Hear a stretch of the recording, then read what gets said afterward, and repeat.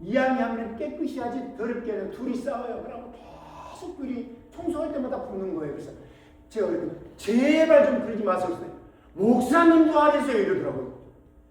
그럼 한 사람 시험 들었어요. 목사님도 안 했다고. 제가 그걸 안 끊어주면 안 돼요. 하지 마세요. 왜 청소하시면 성전을 청소하면 싹 안 하고 이렇게 싸우세요. 하지 마세요. 목사님도 하는가. 그러면 예수님도 여기서 성전에서 내쫓으시고 돈 바꾸는 사람 돈을 써도 상관없는 거 예수님도 안 하셨네. 여러분 너무 소극적으로 생각하면 안 돼요. 목사가 예수니까 저는 불완전한 사람이에요. 그런데 우리 예수님도 정말로 바로잡기 위해서 가르치기 위해서 성전에서 잘못된 것은 지적을 해줘야 돼요. 그런데 저는 못해요. 저 보세요. 키만 크고 눈만 덜렁이 커요. 그럼 못해요. 물렁해가지고. 해야 되는데 지적해야 되는데. 자 이제 그렇습니다. 16절에 보면 비둘기 파는 사람들이 이르시되 이것을 여기서 가져가라. 내 아버지 집으로 시작. 장사하는 집을 만들지 말라. 예. 그러시면서 나오시는 말씀이 이제 말씀입니다. 19절에 예수께서 대답하여 이르시되 너희가 이 성전을 얼라 내가 사흘 동안에 일으키리라 이랬습니다. 여러분 이 성전은 누굽니까? 예수님의 몸입니다. 몸입니다. 그리고 내가 사흘 동안에 일으키리라 이건 부활입니다. 부활에 대해서 정확히 이렇게 기록이 되어 있습니다. 근데 이것을 여러분들이 잘못 이해하시고 오해하시면 안 됩니다. 육체는 예수님의 육체는 바로 성전이었습니다. 한번 볼 거예요. 성경 구절에 나와 있습니다. 조금 뭐 이따가요. 요한복음 2장 2절 먼저 보겠습니다. 성전은 46년 동안의 지역권을 내가 3일 동안에 일으키겠냐 하더라 이렇게 묻습니다. 사람들. 그런데 답이 요한복음 2장 21절 한번 다 같이 21절 다 같이 읽어보겠습니다. 시작. 그러나 예수는 성전된 자기 육체를 가리켜 말씀하신 것이라. 그러니까 우리 주님은 부활하시는 사건을 다 이렇게 말씀으로 기록으로 이렇게 다 되어 있습니다. 자, 그러면 조금 우리가 3일이라는 숫자를 생각하면서 다른 성경 구절을 택해서 말씀을 한번 생각해 보겠습니다.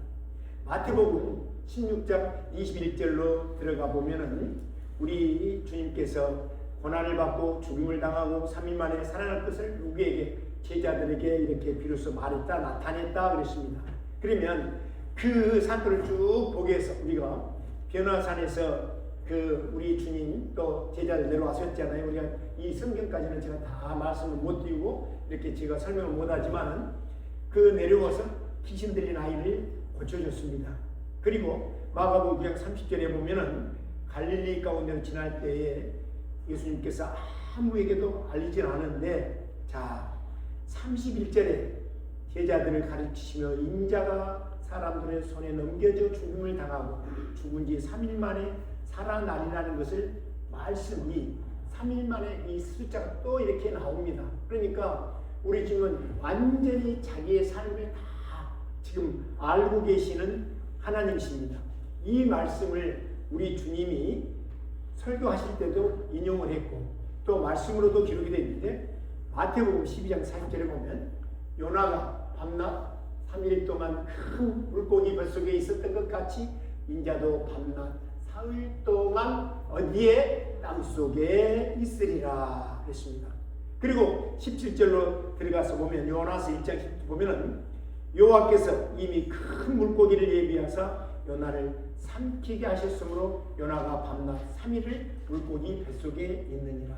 이 3일이라는 숫자가 그래서 이 부활과 또 우리 예수님께서 무덤에서 계셨던 그 사건이 전부 연결된 예표된 예언이 된 말씀이었습니다. 그런데 참 이상한 사람들이 있습니다. 항상 그렇습니다. 바리새인들, 서기관들 이런 사람들이요. 그런 예수님, 말씀하시는 예수님, 설교하시는 예수님, 또 말씀으로 전파하시는 그 예수님을요. 항시 비교해서 뭐 찝어서 하는 사람이 있어요. 마태복음 12장 38절에 보면은 서기관 바리새인들이 표적을 보여드리더라고요. 그래서 우리 우리 주님은 치유의 사건이 그 전에 있었던 것을 정확히 우리는 알 수가 있는데, 왜요? 이 사람들이 그걸 기억하면서 예수님을 비꼬면서 하는 그런 말씀이었거든요. 마태복음 12장 22절에 나오나요? 예. 귀신들로 눈멀고 말 못하는 사람을 데리고 와서 고쳐주심에 말 못한 사람이 말하면 보게 된지라. 여기서 여러분, 이 시간에 제가 왜 이 말씀을 부활절에 띄웠느냐면요, 정말 우리가 부활절에 예수 다시 사셨네 찬양합니다. 그런데 하나님, 내 마음속에 닫혀있는 게 너무나 많습니다. 내 마음속에 아픔이 너무나 많습니다. 이 부활절 생명이 되신 우리 주님, 사망 권세를 깨뜨리시는 우리 주님, 우리 주님께서는 마태복음 10장 22절에 말 못하는 사람들을 데리고 와서 예수님께서 고쳐주셨다고 하는데, 생명 되신 우리 주님, 나 이 시간 주님 앞에 엎드렸습니다. 내 몸을 주님께 맡깁니다. 주님, 고쳐주시옵소서. 더 살고 싶습니다. 더 생명 연장되고 싶습니다.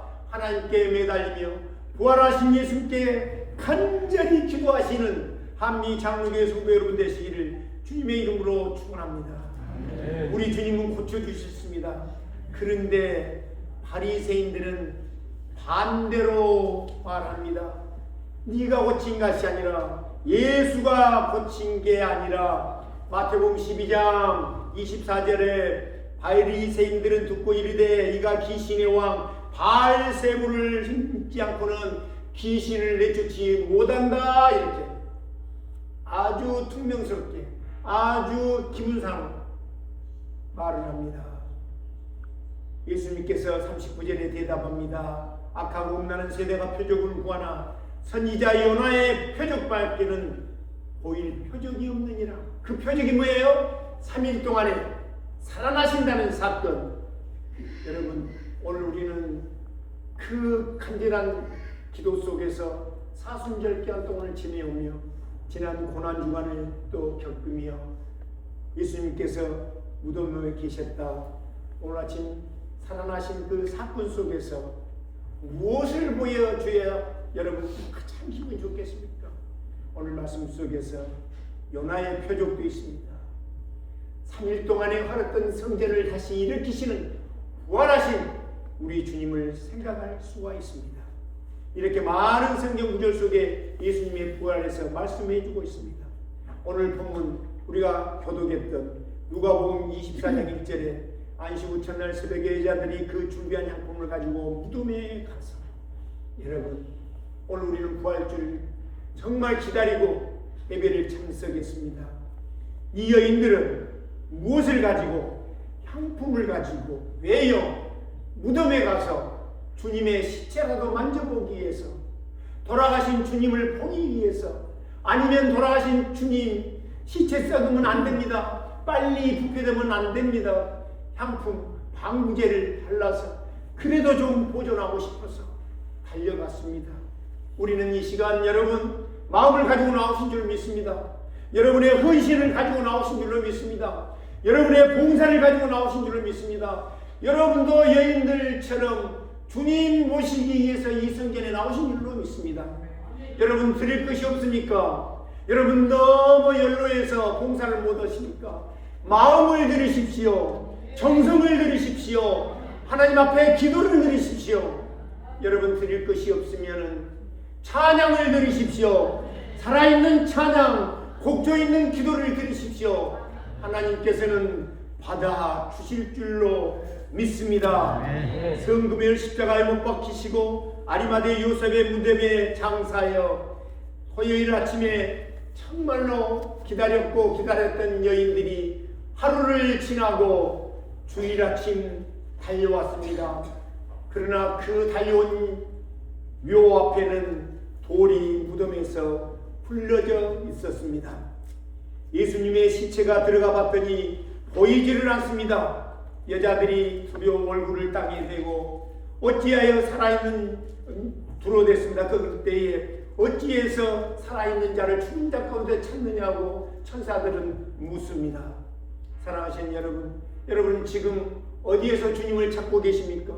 내 마음속에 주님이 오셔서, 내 마음속에 성령님이 오셔서 나를 주관해 주시고, 나의 믿음을 주관해 주시고, 나의 신앙을 인도해 주시고, 나의 삶을 인도해 주신다는 확신 속에서 살아계신 주님을 찬양할 수 있는, 두 손 들고 찬양을 올릴 수 있는 한미 장로교회 성도 여러분 되시기를 주님의 이름으로 축원합니다. 천사가 말하지요. 왜 살아있는 자를 죽은 자 가운데에서 무덤에서 찾으려고 하느냐. 하나님의 일은 그렇습니다. 깨닫게 하시고 알게 하시고 믿게 하시고 그 여인들을 통해서 증인으로 사용하기 위해서 하나님께서는 여인들을 이른 아침에 무덤으로 가게 했던 겁니다. 사랑하신 여러분, 여인들이 예수님의 무덤에 가서 아무것도 발견을 못했습니다. 그러나 할 수 있었던 것, 알 수 있었던 것, 그들이 소유할 수 있었던 것, 그들이 가질 수 있었던 것은요, 깨닫게 하셨습니다. 그리고 믿게 하셨습니다. 죽지 않았다 깨닫게 하시고, 눈으로 보며 믿게 하시고, 또 그 여인들을 통해서 증인을 삼기 위해서였습니다. 오늘 예배 들으신 우리 한미장로교회 성도 여러분들이 이제 이 생명의 양식 부활의 사건을 깨닫고 믿고 이제 세상에 믿지 않는 사람들에게 증인으로 나가야 됩니다.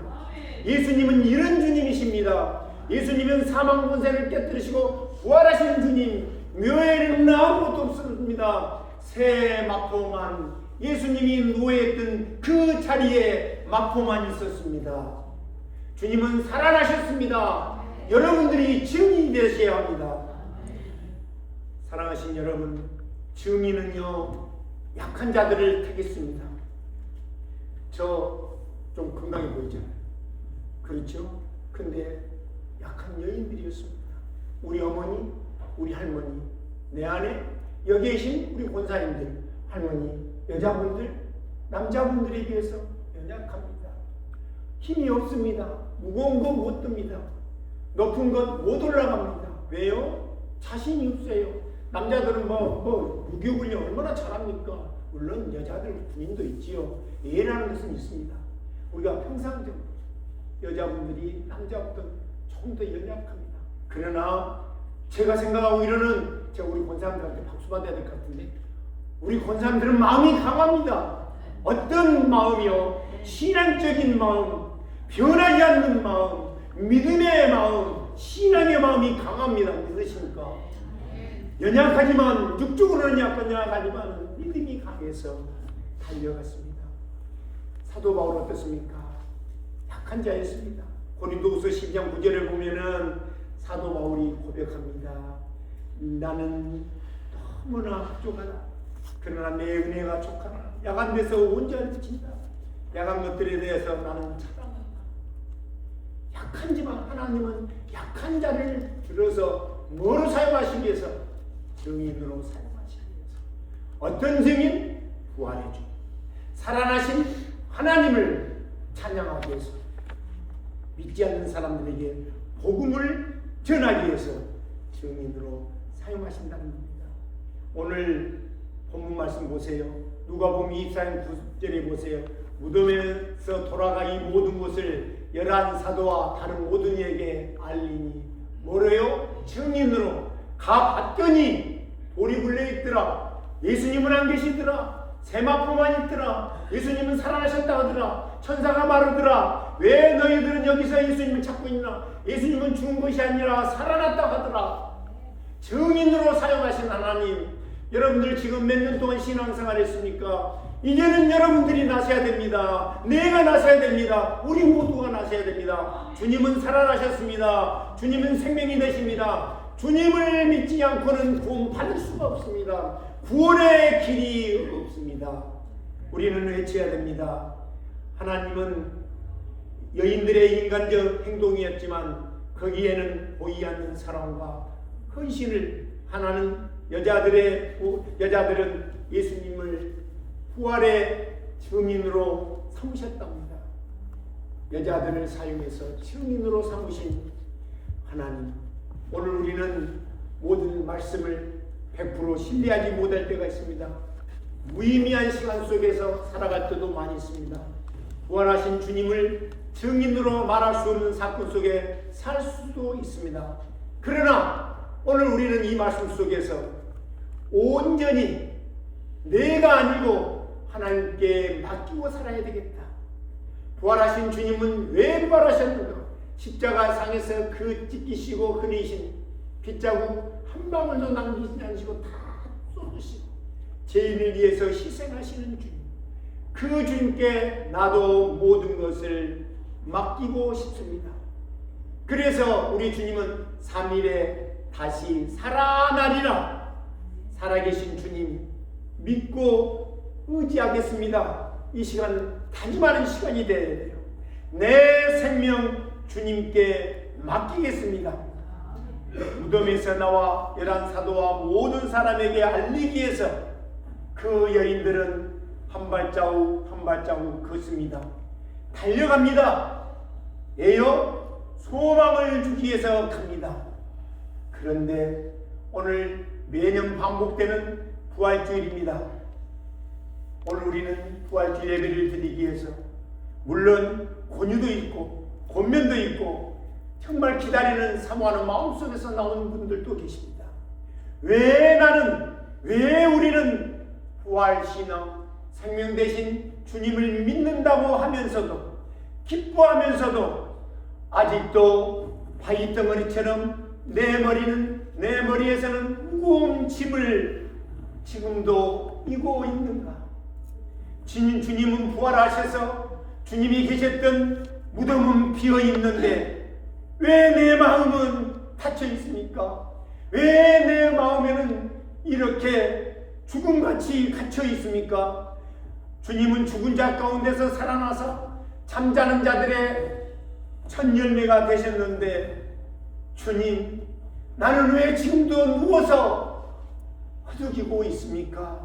주님, 나 일어나고 싶습니다. 나도 아버지 하나님 무고 있는 내 짐을 다 내려놓고 싶습니다. 아직도 열지 못한 내 마음을 열고 싶습니다. 주님의 빈 무덤은 돌이 없어졌습니다. 열려 있습니다. 주님, 부활주일에 내 마음, 내 정성, 모든 것을 바치기를 소원합니다. 이제 오픈 마음으로 살고 싶습니다. 내 마음 열어주십시오. 지금까지 나는 뭐 하나 때문에 잠겨 있었습니다. 죄수들이 빌보 감옥에 착고를 채워서 넣어놨을 때에 찬양했던 바울과 실레아의 착고가 풀려졌습니다. 예요, 찬양을 하다가 기도하다가 부활하신 예수님이 간섭을 하니까 주님, 내 발에 무거운 착고가 지금 차있습니다. 더 걷고 싶습니다. 가고 싶습니다. 그런데 왜 저는 풀리지 않습니까? 이 부활주일에 여러분이 발에 차고 있는 착고가 풀리기를 주님의 이름으로 축원합니다. 네. 없어지기를 주님의 이름으로 축원합니다. 네. 지금까지 용서하지 못했던 거, 지금까지 미워했던 거, 지금까지 증오했던 거, 지금까지 비거했던 거, 지금까지 다 했던 것, 주님, 나도 빈 마음으로, 빈 무덤으로 살고 싶습니다. 여러분, 저는 오늘 이 말씀을 하면서 부활주일에 우리가 먼저 해야 될 것이 무엇인가? 내가 용서하지 못했던 거, 내가 사랑하지 못했던 거, 주님, 회개합니다. 이 시간 결단하고 싶습니다. 주님, 정말 사람답게 살고 싶습니다. 주님, 정말 예수 믿는 사람처럼 살고 싶습니다. 주님, 이 여인들처럼 향품을 가지고 주님 보러 달려갔던 그 여인들의 발자국처럼 내 발자국을 띄고 싶습니다. 간절한 마음으로 살고 싶습니다. 나 다시 태어나고 싶습니다. 갈보리 언덕에 주님의 십자가 그 피로 내 죄를 깨끗하게 씻었네.